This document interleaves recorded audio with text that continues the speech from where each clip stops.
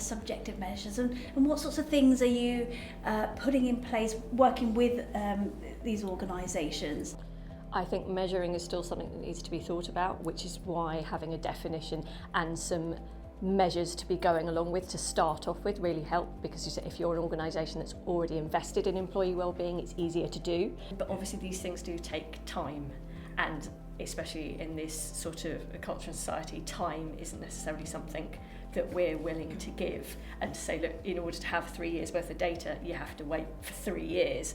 Having those baseline measures are vitally important, and then as you learn, as you grow, as you develop, you can then build on that for your own industry and organisation. But without that to start off with, it's easier to do nothing. For me, I much prefer having something to start off with rather than a blank page. I'm really excited to be here today at the British Safety Council event discussing being well in a changing world.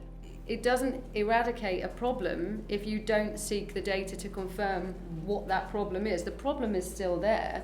So actually we need to almost push companies to take that initial step to identify the problem space with the knowledge that absolutely they have an obligation to then address the problem. I am here because I'm passionate about wellbeing as a topic.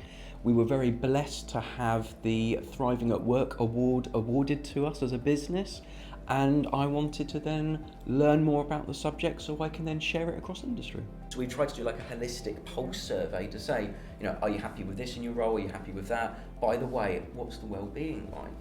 And then having that measure and using that measure to say, actually, this department scored an 8 out of 10, but this has a 3 out of 10. What's going on here? Let's dig a bit deeper. There were some really interesting points raised from a range of perspectives across the industry, and I think they were the pertinent points that people want to talk about and want to hear. It's about taking on board what data comes back and then doing something with it, and making sure you're feeding back. We've already spoke about this. Feed back to the people that have been inputting into that data. Quite often it goes back to high-level reports to directors, for example, and the people that are filling in those surveys on a yearly basis don't necessarily see the data that they've put in. It's just that high-level data that's been fed back. I think it's lovely bringing together people from different industries, and we talked about that in the panel itself, about how industries that you wouldn't necessarily put together can share commonality and share ideas and find out that we're dealing with the same issues.